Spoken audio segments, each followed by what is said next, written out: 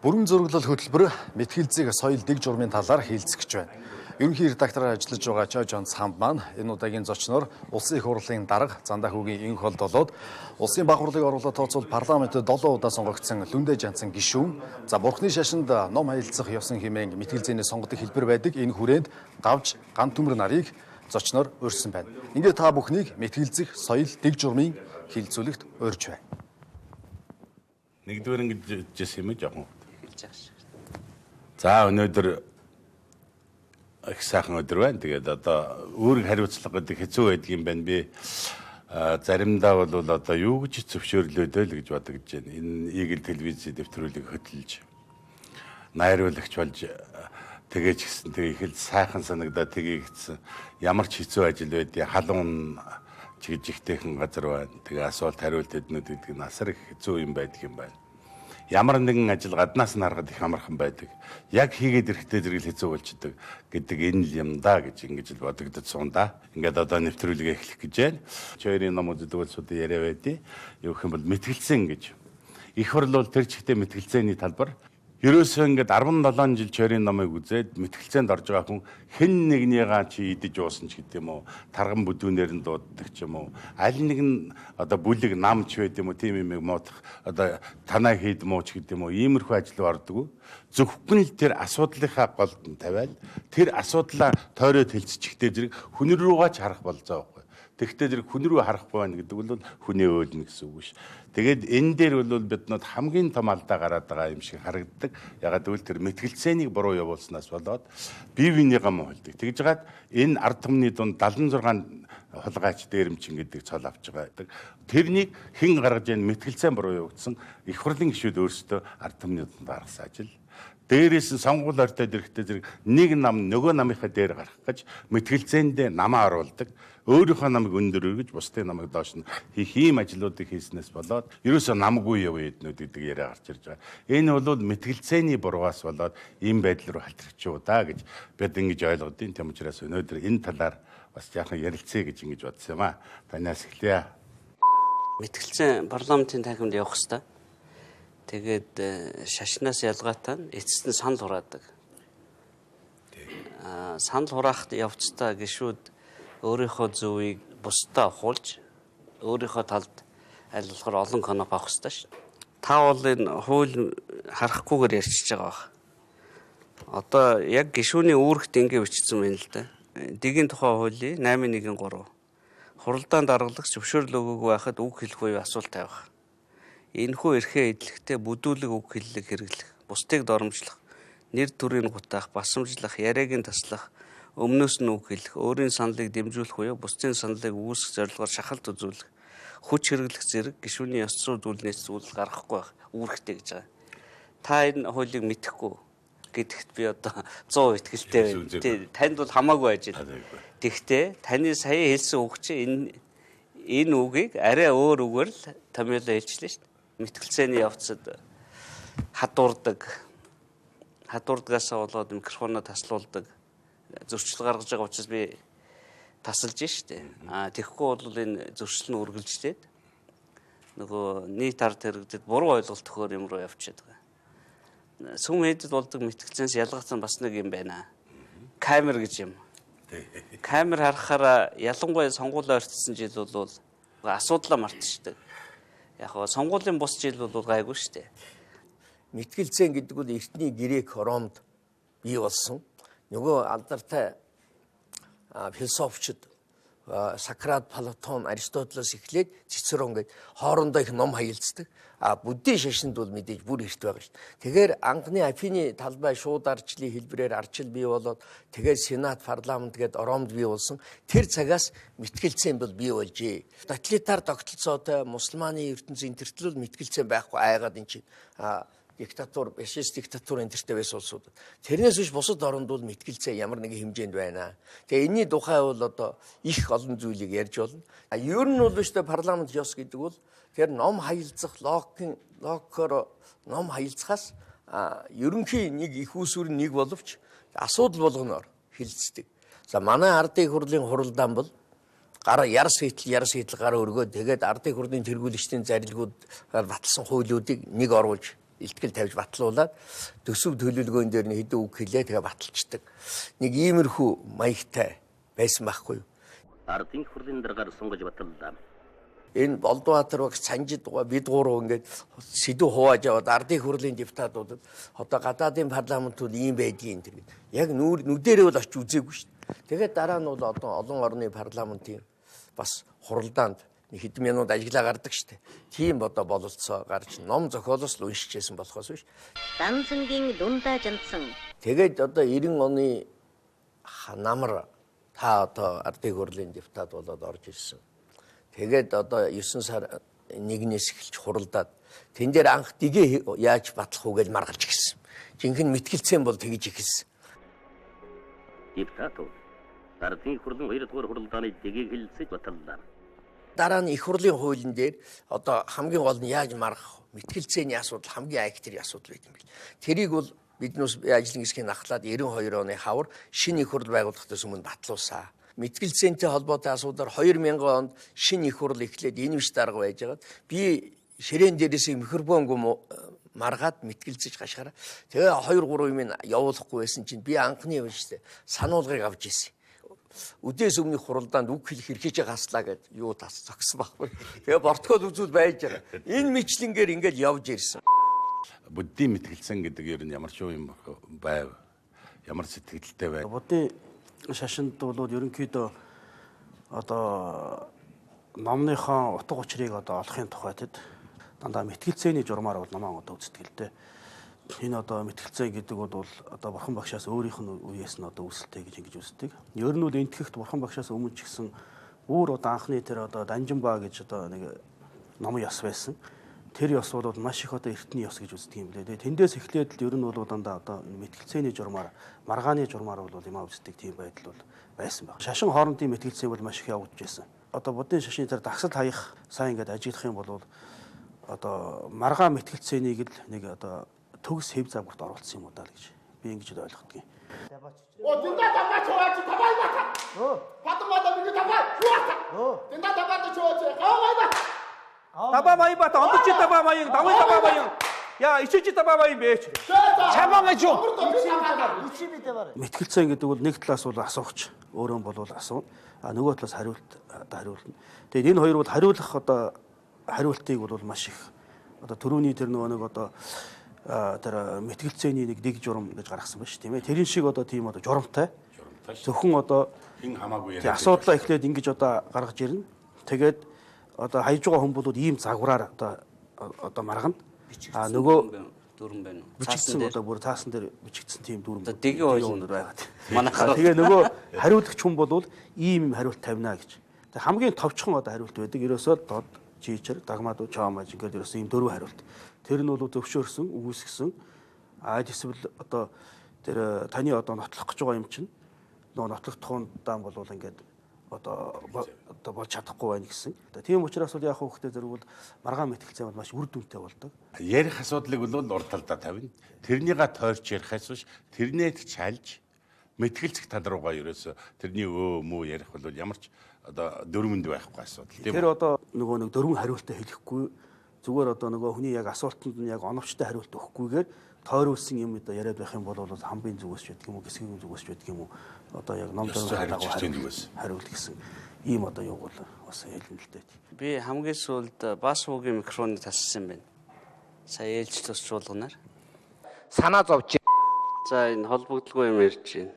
Шүүхийн шийдвэр гүйцэтгэлийн тухай хууль ярьж ирсэн шүү дээ. Тэгсэн чинь тосон бомб болоо явцсан л да. Тосон бомбын нурууг улсын тусгай хамгаалалт авах тухай. Тэгэхээр сүм хэд дүүд дотроо өөр ингэсэн журамтай байна шүү дээ. Одоо мэтгэлцээний хин нэг хүн даруулах байх тийм үү? Та хоёр мэтгэлцэж байна. Гэтэл та хоёрын зүгээс дөрмөө зөрчих юм бол одоо энэ номны тухай ярина гэд тохирсон байлаа. Гэтэл энэ стаканта усны тухай яриад эхлэхээр тэр ламыг яах вэ? Мэтгэлцээний үед бол бас ямар ч юм руу орчиж болно. Болно тий. Гэхдээ тэр нь заавал тэрийг бол хорихгүй. Логик холбоотой байх хэрэгтэй. Жамин гүнчээгээд бүх тацангууд ингээд цуглаад ертөнцийн зүй тогтлын тухай хэлцдэг тийм одоо маргаан явуулдаг 45 хоног асар их бэлдэж очдог. Тэгээ тэрэнд маш сайн ном одоо хайсан улсууд энэ ингээд хагаар тусаад их хүчтэй ингэж хаяхлаар чинь оёдлууд эднүүд ингээд зүгээр урагдахгүй утас нь ингээд юу яачдаг те алдуураад тэгээд ингээд салгачдаг. Тэгж хайдаг, тэгж лого задалдаг тийм хурал эднүүд байдаг. Тэн дээр нэг сууж яхад бол бүр сэдвийн гадна юм яригадаад тэгээ нөгөө эсрэг талынхаа одоо тэр мэтгэлцээнд орж байгаа тулгуурлсан одоо хууль шиг юм л да их чаа гэдэг ч одоо тийм ээ сурах хүчиг тийм юм ингээд жаахан тийм доромжилсан хэлбэр рүү ороод нөгөө талын сурах хүчгээ өндөр тавьсан тийм байдалд ороход бол дорн зогсоогоод мөргүүлчихсэн тий 3 мөргүүлчээд тэгээд Мөргүүлнэ гэж үгсэн. одоо тэр уучлалт гойж мөргөө. За. Тэгээд уучлаарай би одоо мэтгэлцээний өөр тийшээ явъя. Одоо номонд ороо гэдэг ингээд явж яасан иймэрхүү маяг. Ер нь бол шашинд бол тийм энергингүй бивэнийгаа ойлгодог, хэтэрснийгаа өөрөө мэддэг, уучлалтаа өгдөг. Тийм хэлбэрээр явчихдаг байхаа да, тийм ээ. Тэгээ бас хэрвээ одоо шат өөр тухайн одоо асуудалд авцтаагүй юм ярих юм бол хариулж байгаа хариулахгүй байж болно тэрэнд. Улсын хурлын дэгээ бол яг адилхан. Тэс хүндлэлийн өмнө нь хариулахгүй байх хэрэгтэй. Гадна дотны ингээл дуршлаг харж яхад энэ мэтгэл зүйлхийг аль болохоор дарах гэж оролцсон ордлого бол 200-300 жил үргэлжилсэн байна. Бентам гэж хүний одоо хуулийг 3 унших нь тийм үү? Одоо хуулийн төслийг Английн парламентаар хэлцэхдээ ингэж хэлцэх ёстой гэдэг том ном одоо Европын хэмжээнд хаалттай байсараагаад өнгөрсөн 140-од онд одоо хэвлэгдэж гарч байна. Тэгэхээр одоо орон орны парламентийнхан бол биш үү тийм үү? Хаана нь байдаг юм уу? Ерөнхий сайд нь байдаг юм уу? Ерөнхийлөгч нь байдаг юм уу? Парламентыг аль болохоор ингэ мэтгэлцүүлж оволцуулахыг бол одоо боддгоо байсан байна. Тэгэхээр парламент ёс их олон зуун жилийн түүхтэй л гэж яриад байгаа боловч одоо өнгөрсөн 150-ад оноос л ер нь ирч хүчээ аваад яг жинхнэрээ одоо мэтгэлцдэг болж иржээ гэж. Холбооны бүгд найрамд Герман улсын одоо Бундестагийн ерөнхийлөгч Ламерт гэдэг хүн байна тийм үү? За одоо байгаа. Их олон жил болж байна. За энэ хүн бол одоо яасан гэхээр бол тэр сөрөг хүчний буюу бүр хамгийн цөөнхийн эрх ашгийг илүүтэй хамгаалдаг гэж. Тэгээд одоо Бундестаг ч олон хүнтэй учраас тэгэхээр биш үү ингэж мэтгэлцээний хажуугаар зөвшөлдсөн гэдэг асуудал байдаг. Зөвшөлдсөн бол хувилдаан байж болохгүй. Яг зөвшөлдсөх, ойлголцох юмн дээр очино. Энэ явцдаа бол маш их мэтгэлцэх ёстой. Ингээд нөгөө би түрүү хэллээ шүү дээ. Олон үргэлж үзлийн найралт ёс гэдгийг л яг тунгийн тааруулж авч үзэх ёстой юм аа л гэж. За тэгээ мэтгэлцэн гэдэг бол одоо бурхны шишний хувьд бол үннийг олох. ертөнцийн бүтэц тогтцын үнэн орчин тогтнолыг ярьж хайсан эрэл байдаг. Тэгээ парламентын мэтгэлцэн бол арай өөр байх тийм ээ. Энэ хууль зүй бүхэл амьдралын бүх одоо Монгол орны бүх амьдралын хүрээг хамарсан хууль хийж яадаг, тэднүүдийг ярилцаж яадаг, тэднүүдийн асуудлыг шийдэж яадаг талаасаа бол арай нэг зорилго чиглэлийн хувьд бол өөр байх та. Энэ талаар ярил яасан байл гэж ингэ. Улсын баг хурлын үед юм болгоныг шинээр атар хагалж яасан учраас ямар учиртай юм бэ гэдгийг тийм үү? Орон нутгийн өөрөө удирдах байгууллага гэдэг асуудал яригдахад одоо мань хариулах болж байгаа байхгүй юу? За ямар байгууллага? За энэ бол төрийн байгууллага биш, цэвэр. Төрийн байгууллага биш. Энэ бол бас олон нийтийн байгууллага биш. Энэ бол орон нутгийн өөрөө удирдах ёсны байгууллага. Гэтэл ингээл гаргаж ирж штэ тий. Тэгэхээр эн чинь ингээд тэгээд за тэгвэл мөн үү биш үү? Одоо хэрэл тэр мэтгэлцэн дуусаагүй байна. Жишээ. Энэ мэтлэнгээр ингээд зүйл болгон дээр маргаж байгаа юм. Тэр болгон дээр ингээд мэтгэлцэж яхад бол сайн мэтгэлцэж авах ёстой. Маш сайн яриад мухарлах ёстой аль болохоор. Тэгэхгүй нэг удаа гин алдаад л одоо конопо дарагдахад л тэр бол гараа явахаараа бидэнд хизээч дийлдэхгүй болчдөг юм а гэж чимэд багш бол байнга анхааруулж хэлж байсан. Гараа гэж нэг хууль явж яхад 3-2-оор босгоод дахиад 5 дахь санал хураалт нь болгоод унахаар чинь концепц нь өршөлтөө өвчдөг байхгүй. Мэтгэлцээний үр дүнд бол тэр усан шүүсэн тий арилж одоо сайн чанартай хууль гарах болж байгаа юм. Мэтгэлцээний нэгсэндээ сонгодог хэлбэрийг түүхийн одоо нэгсэн дашин тухайд ашиглаж болно. Энийг зүгээр одоо хууль одоо хоорондоо хэлцэх ч юм уу тэрэнд одоо ашиглаж болно. Ямар ч салбар дээр очиод ашиглаж болно. Тэгээ монголчуудын бас нэг энэ одоо энэ будын одоо логикийг бас төвдүүдээс илүү бас гаргаж ирсэн нэг түүх боломжтой байна тийм ээ. Нөгөө нэг одоо энэ хоорондоо ном хаялцдаг байдал чинь зөвхөн гүн хаан дээр явж байсныг монголчууд одоо эмийн одоо номон дээр аваачаад одоо жүшийн тааж тэгээд одоо эмийн номыг хооронд нь яг одоо энэ ийм маягаар одоо хэлцээд ингээд маргаан мэтгэлцээнээр шийддэг болгоцсон тэгээд одоо ламрим дээр одоо тийм болгоцсон. Бодмөрийн зэрэг. Тэг бодмөрийн зэрэг дээр. Тэгээд мөн одоо нуус тарны одоо ёсонд ч гэсэн бас аграм таажтан тэр гээд одоо хийгээд ингээд одоо гаргаад ирсэн. Улмал одоо хөгжүүлсэн тийм Монголд сурах хүчгэнүүдийн нийцсэн логикт бэлдсэн байж байгаа тийм үү? Парламентыг 4 жил боловсроод аятайхан болоод ирж байгаа харагдах юм. Тэгэхээр хууччуул нь байхгүй бол одоо хуучин байсан та бүгдийн ингээд удирдах зохион байгуулж ирсэн тэр парламентаас улсууд байхгүй бол дэндүү жолсоод ирэх нэг тийм өнөө мэтгэлцээний хайчаад ингээд нэг зүгээр нэг цэвэр зурагтаар л харж ясан мэдээлэлээр ингээд үзчих. Нэг иймэрхүү маягт орж мэдхээр харагдаад байгаа. Тэгэхээр энэ одоо парламентод ингэж байгаа улсуудын уламжлалыг яаж боддог вэ? Сургалт явуулдаг уу? Одоо яадаг вэ? Ер нь нэг 50% буцаж сонгогдоод байгаа. Зарим гишүүд нь одоо сонгуульд орохыг хүсээгүй болж байна. Зарим нь сонгуульдаа унж байна. Одоо ажлаа их таслаад байх юм бол унах нь шүү дээ. Гэх мэтэр ингээд нэг хуучин парламентын 50% ингээ байгаад байхаар нөгөө уламжлаа авч яваад байгаа. За дээр нь уламжлаа авч явдаг юм аа. Ихэнх нь шинэ хүмүүс сонгогдлоо гэхэд нөгөө цагаан ном чинь их хурлын гишүүн анхны хуралдаанд эрэхтэнд харааж өгдөг юм ном байна. Чиний парламентын ажилд оролцох зааварч юм шүү. Хамгийн эхлээ үндсэн хууль, дараа нь их хурлын тухай хууль, чуулганы хуралдаанд дэгийн тухай хууль, үндэсний аюулгүй байдлын үзэл баримтал, хөгжлийн зорилтод суурилсан цогц бодлого гэдэг. Чиний одоо хамгийн наад захыг мэдэх ёстой 5 хууль чинь байна. Чи наатхан уншаад маргааш хуралдаа ирэхдээ энийхээ дагуу яваарай гэж ийм өргөөгөө гаргадаг. Би одоо 3 дахь парламентаа сууж байна. Тэгээ шинэ гишүүн болгон, шинэ хуучин гэлгүй яг адилхан ийм 76 ширхэг ном хөвлөд өгчдөг. Тэгээд маргааш нь нөхөр бодвол нэгдсэн хуралдаанд ирэх бах тий. Анхны хуралдаан чинь нэгдсэн анх дугаар чуулган байна. Тэрэн дотор ороод нөгөө дэгэндээ захирагдаал. За би үг хэлэх юм бол 5 минутын байна. Асуулт асуух юм бол 4 дээр нэмэх 1 юм байна. Яг тэрийгэ ярих хэрэгтэй юм байна. Өөр юм хадуурах юм бол болохгүй юм байна гэж ойлгоол цаашаа явах хэрэгтэй. Мэтгэлцээний нэг зовлон мэдээ үүсэж зэрэг. Чихтийнхэн гойлоо гэх хайн. Тэгсмэртлэг байна. Жаахан дийлэгдэх дург. Гишүүн бол ч болох юм байна. Бидний мартаа байд. Тэгэхээр та бүхнээс нэг асуулт байна. Хариуцлагагүй ажиллаад байгаа улсын их хурлын гишүүнийг эргүүлэн татах. Улсын их хурлын гишүүнийг эргүүлэн татах хуулийн төсөл яагаад явахгүй вэ? Бурхны шашинд үнэхээр болж өгөхгүй юм хийгээд байгаа тэр хэсэг нөхдөдөө яаж хариуцлага тооцдөг юм бэ? Энэ талаас нь та бүхэн бас яаж тайлбарлаж байгаа ч. Тийм хууль өргөн баригдсан.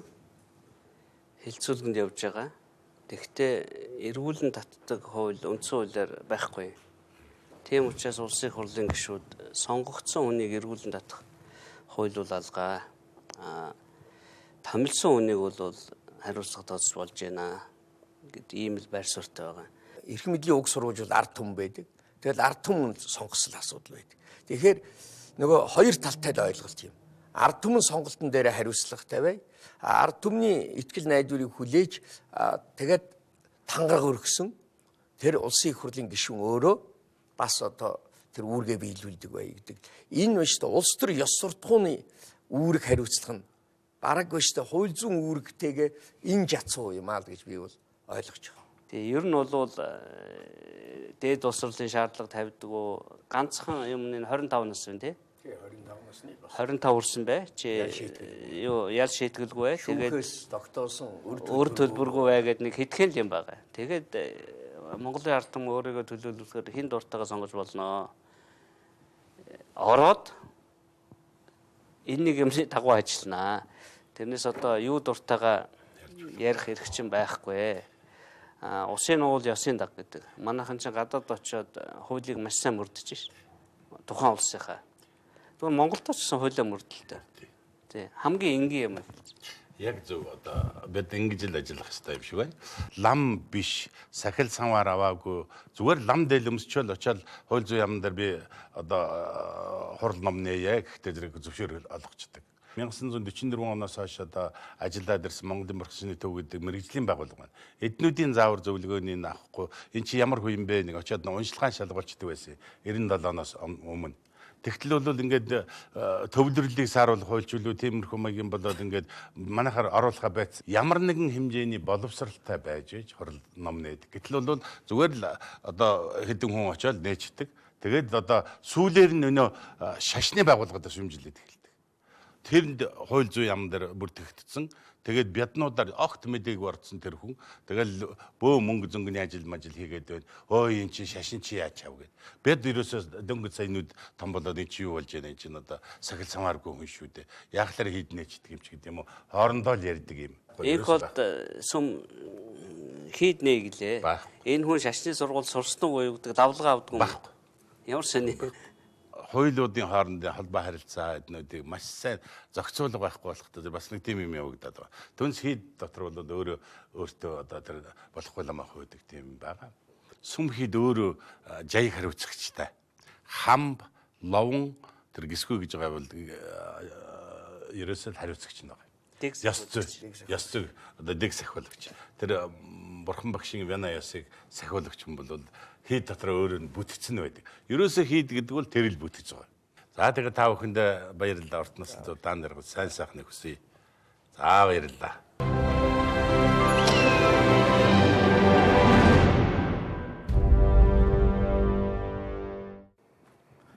Үзэгчдээ бүрэн зураглал нэвтрүүлэг ярилцлагын цагаар та бүхэнд үргэлжлэн хүрч байна.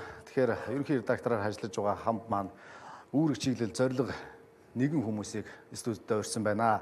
Улсын драмын эрдэмтэн театрын ерөнхий найруулагч Төрийн Сойрхолд Шаналт Наранбаатарыг урьж ирүүлсэн байна.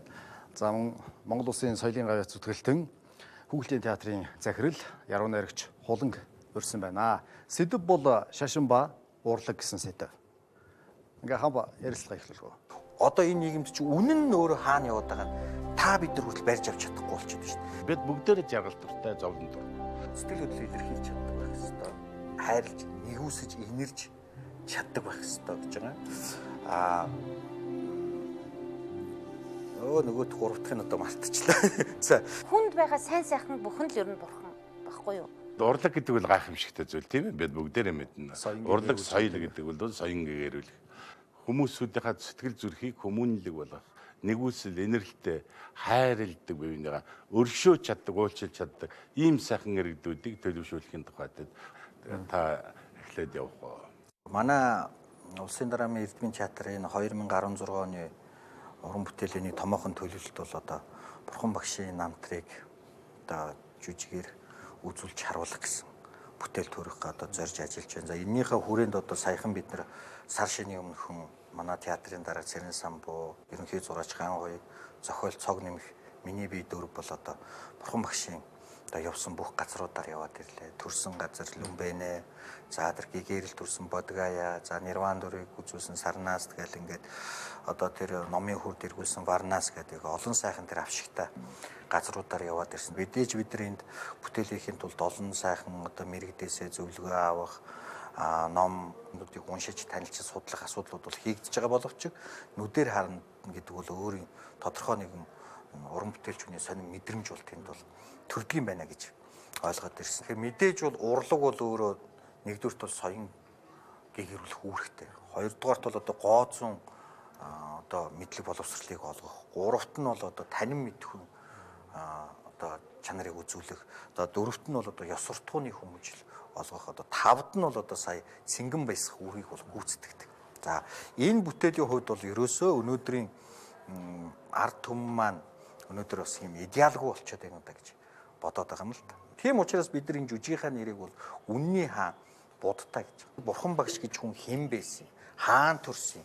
Яагаад энэ хорвоо тэр сайхан тансаг амьдралаас гарч яваад татгалзаад энэ хорвоо ертөнцийг таньж мэдээд өөрийгөө тэр хатуу дэг жаягнд оруулж тэр 7 жил тэр модны дор сууж одоо тэр хорвоо ертөнцийг бясалгаж таньж мэдээ тэр мэдсэн зүйлээ бусдад тэр сургаал философо хүргэх гэж хичээсэн юм бэ. Энэ Бурхан багшийн энэ сургаал философи бол бидний амьдралын мөрдлөг юм а гэдгийг би энэ жүжигээр хэлэх гээд байна. Одоо энэ нийгэмд чи үнэн нь өөрөө хаана яваад байгаа нь та бид нар хүртэл барьж авч чадахгүй болчиход байна шүү дээ. Бид бүгдээрээ жаргал дуртай, зовлон дур. Сэтгэл хөдлөлийг илэрхийлж чаддаг байх хэрэгтэй. Хайрлж, нэгүсэж, инэрж чаддаг байх хэрэгтэй гэж байгаа. Нөгөө гурав дахь нь одоо мартчихлаа. За. Хүнд байгаа сайн сайхан бүхэн л ер нь бурхан баггүй юу? Там деважин гэдэг чинь чамд явж байд юм а. чи хэрэгзээ амьдралынхаа төлөө сайн сайхан төлөө зүтгээд өөрөө үеийн үрээ зөв хөдөлгөж чадлаа гэж яаж юм л байна. Тэгээд дараагийнх бол одоо манай холон байж гэн. Холон бол би очиж үзсэндээ Мэлэн намтрыг очиж үзсэн. Өөрөө эхлээд ярьсан дээр багтаа бид нар. Өнөөдөр бид Наранбаатар битээр Эгэл телевизийнхээ болон хамбайхаа урилгаар их сайхан цагийг олсон энэ сэдвээр ярилцж байгаадаа их баяртай байна. Өнөөдрийн яриа бол ерөөсөө тийм цаг үрсэн тийм ажил болоод өнгөрөхгүй. Боловсрал гэж ахам юу юм бэ гэхээр эн чинь хүний өр нэмгэн байх. Буян нүгэл гэдэг энэ зүйлийг шашнаар дамжуулаад ойлгох. Монголын одоо сонгодог сурганы арга зүй бол маш өөр шүү дээ. Эхлээд хүүхдүүдэд одоо номыг зээжлүүлдэг тийм ээ. Ямар ч одоо тэр савыг бэлдэх, сав хөрөнгийг бэлдэж. Тийм учраас бид нар хүүхдэд юмаа гэд бид нар хизээж том сэдв барьж авахгүй гэж болдоггүй. Яагаад гэвэл хүүхэд байх тусмаа хамгийн ариун, хамгийн гэгэн ерөөсө бурхан багш өөрөө бяцхан буддаа нар өөртөө ороод ирж байгаа энэ ариун сүм театртаа бид нар бас түүнд дүүцхүүцээр тийм сайхан том бүтээлүүдийг авч тавих ёстой. Мэлбогдын намтар бол манай театрт тавигдсан анхны дорн дахны жүжиг юм. Тэгээ Мэлбогдын намтрыг бол хүмүүс ингэж мэддэг шүү дээ. Уйлыг гэвэл Уушандрыг, Ухаарыг гэвэл Мэлбогдыг, Инээ гэвэл ил дандыг уншаарай гэж тийм үү? Манай ард түмэн хэлцээр ирсэн. Мэлбогд бол өөрөө манай бурхан багш Будда шиг яг өөрөө бодит хүн байсан. Бурхан багш яаж энэ гэгэрлийг олсон шиг Мэлбогд ч гэсэн одоо үннийг таниад тийм үү? Хорвоогийн үннийг таниад тэр юм яаж ч эргэж болдго юм бэ шүү. Баян айлынх байсан бол ядуурч болдго юм байна. Элэг бүтэн байсан бол өнчирч болдго юм байна гэж нөгөө хутгтын дөрвөн үннийг өөрийнхөө бие дээрээ туулсан байна. Өндөр уулын тагтанд 12 жил уулын хоргонд сууж тэгээд гэгэрлийн хутгийг олсон. Энэ уран бүтээлд манай боловсрол соёлын шинжилгээ ухааны яам бол нэлээд онцгой анхаарал тавьж манай хэрвээ Дэлхийн банкны одоо хөрөнгө санхүү явах юм бол бид нар энийг орон нутгаар 21 аймгаар бид нар үзүүлэх DVD, CD хийх иймэрхүү бодолтой байгаа юм. Тэгэхээр энэ нийгмийг чагнаж, энэ нийгмийн савыг бид бэлдэх ёстой. Урлагийнхан, лам нар, засаг төр ингээд бэлдэх ёстой юм л да. Жишээлбэл коммунист нийгэм бол савыг сайн бэлдсэн. Цэдэн балгыг энэ Шарл ордон дотор үхэхэд 2-3 хоногийн дараа хамгийн захын сумдуудад очсон хүн ярьж идэг юм байсан. Энэ нийгэм ингэжээ нэгддэг, ингэжээ нягтардаг, ингэжээ ажил нь бүтдэг хүмүүсийн сэтгэл. Бид нар нэг боловсролыг бол огтоос ортоос хайцсан байна. Энэ бол нэг сэтгэлийн боловсрол. Тэр одоо сэтгэлийн тэр энэрх нэгүс хүмүүнлэг боловсрол огтоосоо байхгүй учраас мянган чадaltaй авьяастай одоо хүн байгаад буруу тишээ. Хоёрдугаар энэ нийгэм хөдөлгөөнөө баяжаал одоо энэ орчин цагийн баячууд байна шүү дээ. Нөгөө баян хүн бааж чаддгүй гэж монголчууд айхтар хэлсэн тий. Нөгөө бэрдийн сэтгэлтэй юм хураагаал байдаг нийгмийн сайн сайхныг цацаж чаддгүй баячвал бас их олон болчлоо шүү дээ. Тийм байгаа зү. Энэ шилэн байшин өчнөө ингээл нэмэгдээл ах тусам төдий ч нөө хүний өөрийнх нь сэтгэл нь яг нэг лаг шавар шиг. Ерөөсөө ямар ч хүний төлөө гэгэрдэг хүнийг өрөвддөг дэмжих дэлгэрүүлэх тал дээр энэ тал дээр байхгүй. Хэрвээ энэ одоо манай Монгол улс бол баян штэ. Манай Аривжагийн хэлсэн үгийг би дандаа боддог. Ар халахын заяа уулнаас их заяа бөө гэж. Уулаас их заяатай хэрнээ энэ олон баячууд, энэ олон төрийн түшээд яагаад соёл урлагийн салбарт бидний хүсчээдэг хэрэгцээтэй мөнгийг өгч чадахгүй байдаг юм бэ? Нөгөө генер хааны бодлого хэрэгжүүлээд байгаа байхгүй.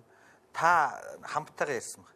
Та ард түмнийг мунхаг байлга, би ядуу байлгыг хоёулаа удаан тогтноо гэж одоо генерхийн үг гэдэг байхгүй. Яг тэрнтэй адилхан театр урлаг соёлыг дэмжихгүй байх тусмаа ард түмний нөгөө соён гэгэврэл үйл явц явахгүй.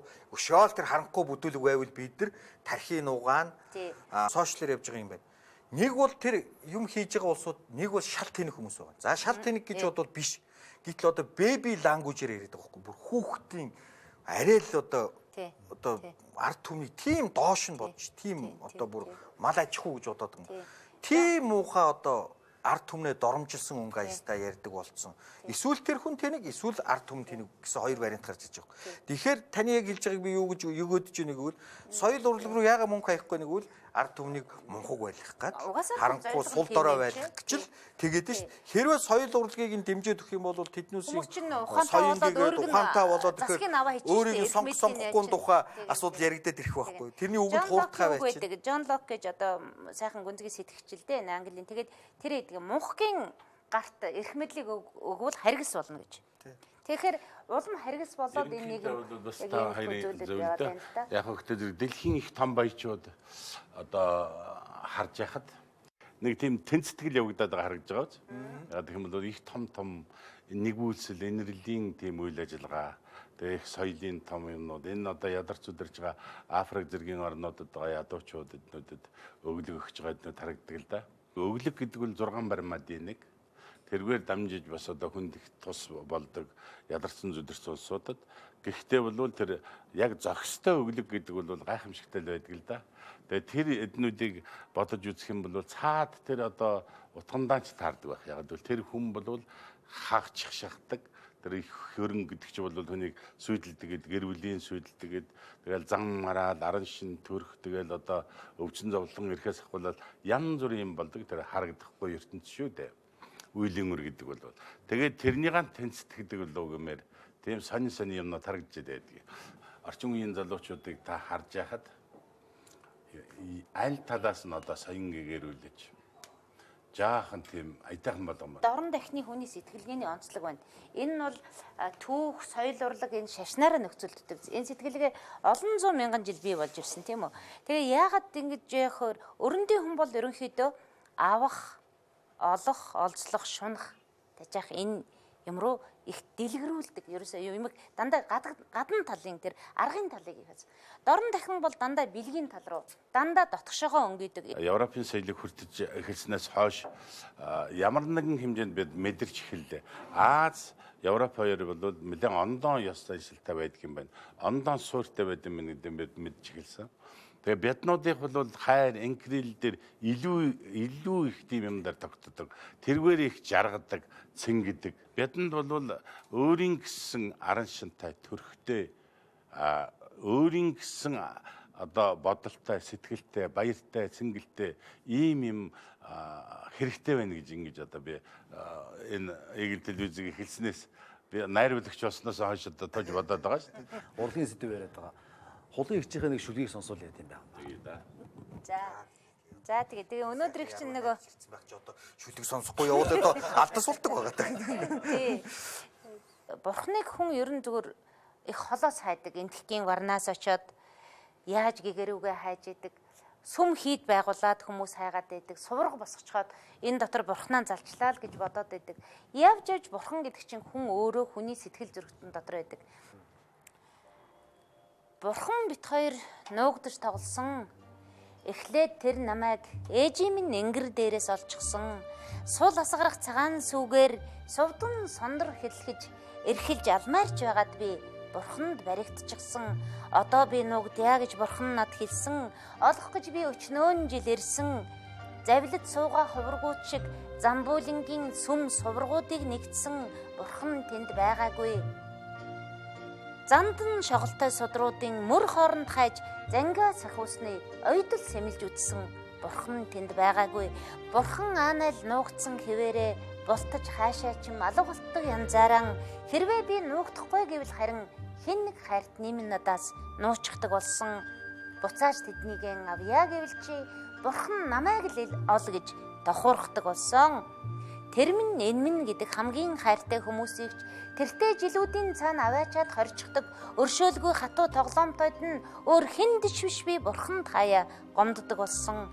Тэглээгээд бурхан намайг орхиог нь үнэн тэмдэрэгдэхгүй ч яг л дэргэд байгаа нь мэдрэгддэг нь хачин хацар зурсан нулимс хатаж амжихаас өмнө өөрийн үл үзэгдэх мотраараа арчиж өгөөд өөрийн туяагаар намайг шагнаж нарны гэрлээр ажиллахыг мэдэрдэг. Хүүхдийн инээчиг хөөрхөн цэцэг нь тэр шургаж хүний дулаахан сэтгэлд бурхан нуугдаж байх шиг санагддаг. Бусдын зовлонд чихдэг ансганд минь хавчуулгадаж буян нүглийн минь дэнсийг тэмдэглэж байх шиг санагддаг. Өмсөн цамцаан тайлаад эргэж ирэх шиг өөрийгөө би өөрчлөхөөр алсын аянд мордох. Ерийн бус өндөр босгоны цаанч бурхнаа хайсаар л одно.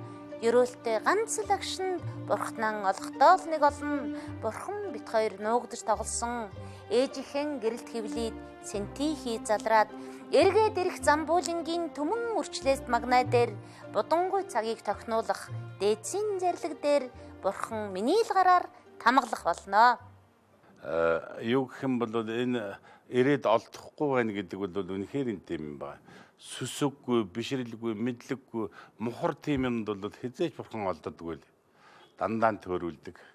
итгэл бишрэлтэй хүний хажуу талд байдаг үнэхэрийн сайхан бодож чадсан залбирч чадсан тэр үед яг л надад хүн хажууд байгаа юм шиг миний ажлыг бүтээж өгдөг, тусалдаг тийм сүсэг гэдэг бол агуу идэл дээ.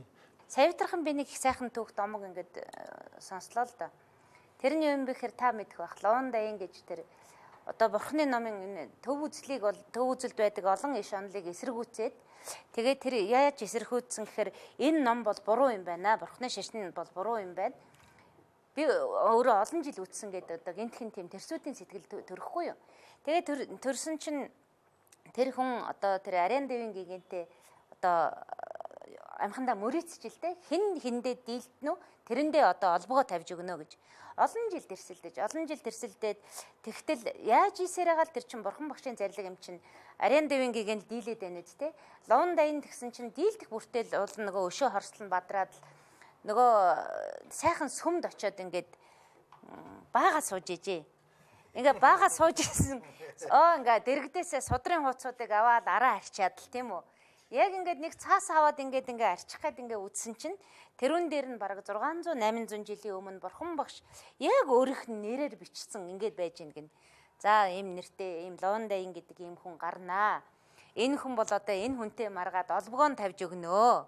Тэгээ олбогоо тавьж өгөөд үүний дараа одоо энэ хүн бурхны шашин дагуу их үйлсийг бүтээж тэр намжилсан сэтгэлээрээ тэрийг ламдрын бүгдээрнгийнх нь уншдаг тэр ихэд дэлгэрсэн тэр номыг зохиосон. Тэг жившиг.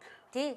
Тэвнийг зохиогоод тэг гэмээ намжилдаг номыг өнөөдөр манай нийгэм бол яг энэ сүм дотор нөгөө нэг энэ мөрөө хараа сууж байгаа юм шиг аашлах нь бол олон байгаа боловч улам л сайхан болж байгаа юм шиг тийм зүйлүүд их харагддаг. Би бол одоо бурхан багшийн тэр философи сургаал гэдэг бол өстой агуу том өгтөх юм байна. Энийг л бид нэр одоо амьдралынхаа мөрдлөг болгочих юм бол бид нар нөгөө өөрсдөд нь суурин байгаа тэр сайхан зан чанарууд нь ургаж цэцэглээд ёстой нөгөө 3 сая хүн хичнээн сайхан аз жаргалын мөрөөр явж болох бүрэн боломжтой. Тэгээ өнөөдөр их сайхан өдөр байна нөгөө долгион барьж байгаа телевизтэй долгион барьж байгаа хүмүүс ирээд тэгээд төгсгөл дээр нь тэндээс одоо дохио өгж явах шиг байна. Тэгээд төгсгөл дээр нь би нэг юм хэлье. Тэгээд та нэг шүлэг уншчих тэхүү.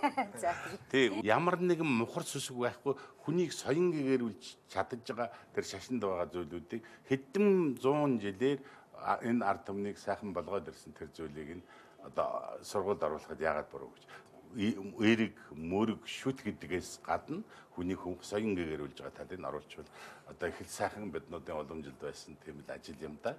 Одоо энэ нийгэмд чи үнэн нь өөрөө хаана яваад байгаа нь та бид нар хүртэл барьж авч чадахгүй болчиход байна шүү дээ. Бид бүгдээрээ жаргал дуртай, зовлон дур. Сэтгэл хөдлөлийг илэрхийлж чаддаг байх хэрэгтэй. Хайрлж, нэгүсэж, инэрж чаддаг байх хэрэгтэй гэж байгаа. Нөгөө гуравдах нь одоо мартчихлаа. За. Хүнд байгаа сайн сайхан бүхэн л ер нь бурхан баггүй юу? Цаашид ингээд төр засаг энэ яам маань хэрвээ дэмжих юм бол Чожид Агнын туужийг тавих бодол байгаа юм. Чожид Агнын тууж гэдэг бол одоо тэр Данте Алигерийн тэр там гэдэг зохиолоос хитийдсэн зохиол. Хорвоо гэдэг ерөөсөө юу ч биш юм байна шүү. Тун зурдын юм байна. Энүүхэн богинохын насандаа их үннийг таниад бусдад тустай амьдрах хэрэгтэй шүү гэдгийг тэрийг мэдүүлэхийн үүднээс энэхүү зохиолоо тавина. Тэгээд энэ юу ч биш гэдэг энэ богинохон шүлгээ би Наранбаатартай зориулаад телевизээр одоо уран бүтээлчийн хайр зарлаад одоо чамда энэ юу ч биш гэдэг шүлгээ уншия. Буй бие танин мэдхээс бусад эрдэм юу ч биш. Бурхан чөтгөртэй элдв үлгэр буддагийн дэргэд юу ч бишээ. Биегээ мартаж өрөөлийг инэрхээс бишид авьяас юу ч биш. Хорвоогийн хамаг зовлон жаргал хоосон чанараас өөр юу ч бишээ. Үүлийн үрээ хөтөлж чадваас өхөн гэдэг юу ч биш. Замбууланд дөрн амьдарч явна гэдэг залбирхаас бусд нь юу ч бишээ. Ингээд нэг цөмөрөө залбирна гэдэг бол сүсгтэй, итгэлтэй, нийгмийн баримжаатай улс орны хөгжлийн явдал байдаг бах. Ийм сайхан сэдвэр хүрэлцэн хамт ярилцлага өрнүүлсэн урьсан телевизэхэндээ миний хувьд их баярлаа гэж хэлмээр байна. Тэглгүй яг одоо гол нь би одоо өнөөдөр та хоёрыгаа ярих гэж урьсан юм. Тэгээ одоо би чинь нэг өдрийн юм уу Тийм ээ. Ерөнхий редактор маягийн хүн шүү. Бас яггүй л байгаа гэсэн. Тэгээ та бүхэд бүх сэдвийг хамарсан. Нэрийн урлаг гэдэг бол агуу их одоо юм байна шүү дээ. Тийм учраас бол ярихгүй юм сэдв орохгүй сэдв алга. Тэгээд одоо олон талаас нь ярьлаа. Бие биентэйгээ ингээд одоо мэдлэгийн солилцохын бол хамгийн их хэрэгтэй юм гэж ингэж одоо бодлоо. Тэгээ энэ нэвтрүүлэг сайхан боллоо. Энэ нэвтрүүлэгт орсон та бүгдэдээ урт настай удаан жаргалтай өвчин зовлонгүй барчдаггүй мэд сууж эд таваар элбэгдэлбэг өр хөөхөд өнөрөгдөх эрдэм боловсрал байн гойдоо хийж байгаа одоо энэ олон түвнийг соён гээрүүлэх ажил чинь улам амжилттай байхын өлзийтэй сайхан ярилцлыг төвшүүлье. Ямар удаа тасгай. Ураа.